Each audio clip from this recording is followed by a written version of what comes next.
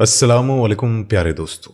आज की इस वीडियो में हम आपको 3 साल के बच्चे की एक ऐसी कहानी सुनाएंगे जिसे उसके बाप ने मार डाला, लेकिन क्यों, और फिर उसके बाप के साथ दुनिया में ही जो हुआ उसे देखकर पूरा गांव हैरान रह गया।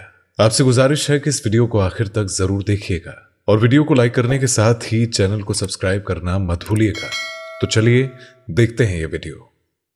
प्यारे दोस्तों, एक औरत अपने जुल्म की कहानी बताती है। वो कहती है कि हम 2 बहनें थी। हम अपने गांव के कच्चे मकान में रहते थे।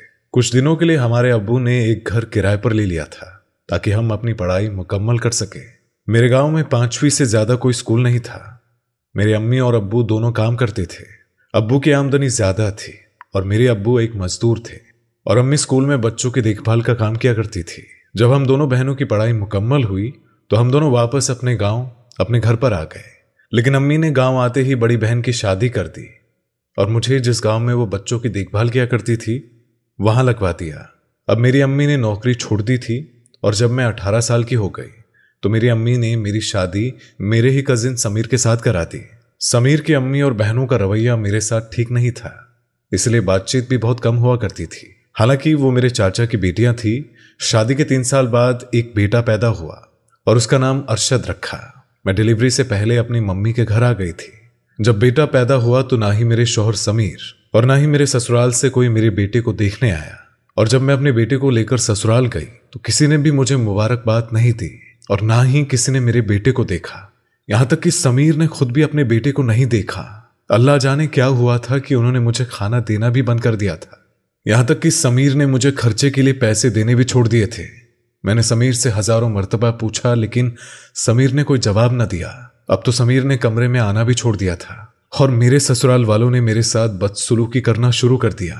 वो हर वक्त मुझे ताने देते थे। ना कोई मुझसे और ना ही मेरे बेटे से प्यार करता था।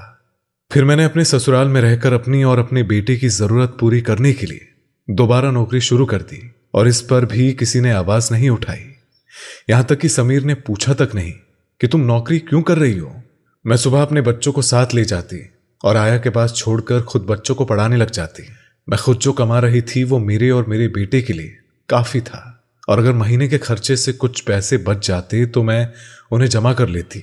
और मेरे बेटे ने अब चलना भी शुरू कर दिया था। अगर वो अपनी दादी और फूफी के कमरे में चला जाता था तो वो खूब शोर मचाते थे और मुझे और मेरे बेटे को खूब बुरा भला कहा जाता था और मुझसे कहते कि तुम अपने बेटे को संभाल नहीं सकती क्या, इसको बांध कर रखा करो, ये इसकी माँ का घर नहीं है कि जहां मन चाहे वहां घूमे फिरे। तो मैं खामोशी से अपने बेटे को उठाकर अपने कमरे में ले आई। मैं अपने कमरे का दरवाजा बंद रखने लगी थी कि कहीं मेरा बेटा कमरे से बाहर ना निकल जाए, क्योंकि मेरी सास और नंदों को लड़ाई का कोई ना कोई बहाना चाहिए होता था कि वो किसी तरीके से मुझे और मेरे बेटे को घर से निकाले। मैं अपने ससुराल वालों की बदसलूकी बर्दाश्त कर रही थी और मायके ना गई। समीर ने मुझे डिवोर्स नहीं दिया था। मेरा बेटा अरशद जब 1 साल का हो गया तो मेरे शौहर ने दूसरी शादी कर ली और दूसरी शादी की इजाजत मैंने अपने शौहर को दी थी, और वो इस शर्त पर दी थी कि वो मुझे अभी तलाक नहीं देगा। समीर ने मेरी शर्त को कबूल कर लिया और दूसरी शादी कर ली। समीर अपनी दूसरी बीवी के साथ बहुत ही ज्यादा खुश था और समीर की बहनों और अम्मी भी बहुत ही ज्यादा खुश थी। समीर की दूसरी बीवी से 2 बेटियां थी। मेरा बेटा अरशद जब 3 साल का हो गया था तो एक दिन अचानक मेरे बेटे को हैजा हो गया। मैंने उसकी दवाइयां दी तो वो सो गया। मैंने सोचा कि अरशद अभी सो रहा है तो क्यों ना अभी स्कूल जाकर 2 दिन की छुट्टी ले आऊं। मैं स्कूल आई और स्कूल की मैडम से मिलकर 2 दिन की छुट्टी ले ली और रास्ते में अरशद की कुछ दवाइयां और कुछ खाने का सामान लेकर घर आ गई। जब मैं अपने कमरे में आई तो मेरी चीख निकल गई। मैंने जो मंजर देखा तो मेरे पांव के तले से जमीन खिसक गई। मेरे बेटे अरशद का इंतकाल हो चुका था। उसके पेट में किसी ने किसी चीज से मारकर उसका कत्ल कर दिया था। मेरा प्यारा बेटा, मेरा दिल का टुकड़ा खून से लथपथ होकर पड़ा था। खून में लथपथ बेड पर पड़ा था। मैं जोर जोर से रोने और चीखने लगी कि हाय मेरा बेटा, तुम्हें बता दो बेटा, तुम्हें किसने मारा है। मेरे शौहर के घर वाले मेरे कमरे में आ गए और किसी ने मुझे हौसला नहीं दिया। सब लोग ज्यादा से ज्यादा 5 मिनट खड़े हुए और फिर अपने अपने कमरे चले गए। कोई इतना पत्थर दिल भी हो सकता है, मैंने सोचा नहीं था। किसी ने भी मेरे दुख के आंसू नहीं पहुंचे। मैं रोती रही, काफी देर तक रोती रही। मैंने अपने आप को खुद संभाला और अपनी अम्मी को फोन किया। और अम्मी को फोन करने के बाद फिर मैंने पुलिस को फोन किया। मैं उस कातिल को छोड़ना नहीं चाहती थी जिसने मेरे मासूम बच्चे को मारा था। मेरे बेटे अरशद को छुरी से मारा गया था और वो छुरी मेरे बेटे अरशद के पास पड़ी थी। जब पुलिस आई तो उन लोगों ने पूछा और मैंने बताया कि मेरा बेटा बीमार था। मैं उसे सुलाकर दवाई लेने गई थी। तकरीबन आधा घंटा भी नहीं लगा होगा और जब मैं घर आई तो मेरा बच्चा अल्लाह को प्यारा हो चुका था। मेरे मासूम बच्चे को किसी ने बड़ी बेरहमी से कत्ल कर दिया था। मैंने इंस्पेक्टर से कहा कि इंस्पेक्टर, मेरे बेटे को जिसने भी मारा है उसे फांसी दे देना, उसे छोड़ना नहीं। इंस्पेक्टर साहब, आप ही बताइए कि मेरे मासूम बच्चे ने किसी का क्या बिगाड़ा था। इंस्पेक्टर ने पूछा, क्या आपको किसी पर शक है? मैंने कहा, हाँ, मुझे अपने ससुराल वालों पर शक है, क्योंकि जब मैं बाहर अपने बेटे की दवाइयां लेने गई थी तो उनके अलावा घर में कोई नहीं था। इंस्पेक्टर ने वो छुरी उठाई जो मेरे बेटे के पास पड़ी थी।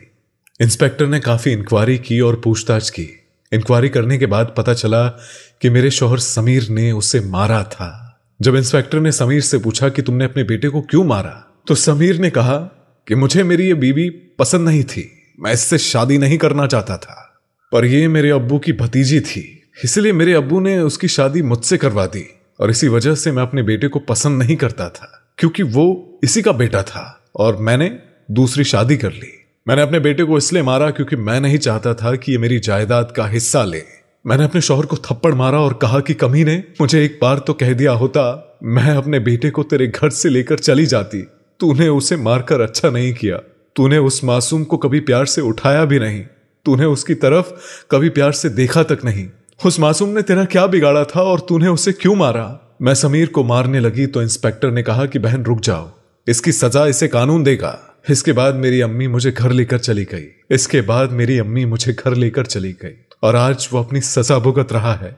मैं सोचती हूँ कि जब मैं अपने बेटे को लेकर अपने ससुराल आई थी तो उन लोगों ने मुझे और मेरे बेटे को कबूल नहीं किया था और हम पर जुल्म करना शुरू कर दिया था और मेरे बेटे को उन लोगों ने अपनाया भी नहीं था, ना ही उसकी तरफ कभी प्यार से देखा था। मुझे चाहिए था कि मैं अपने मासूम से बच्चे को अपने अम्मी के घर लेकर आती तो शायद आज मेरा मासूम बेटा जिंदा होता। मैंने अपने ससुराल में रहकर बहुत ही बड़ी गलती कर दी थी। शायद मेरे शौहर ने मेरा गुस्सा मेरे बच्चे पर निकाला था, पर आज जब भी मैं अपने बेटे के बारे में सोचती हूँ तो मेरे बच्चे का खून से लथपथ जिस्म मेरी आंखों के सामने आ जाता है और सोचती हूँ कि कोई बाप अपनी औलाद को अपने हाथों से कैसे मार सकता है।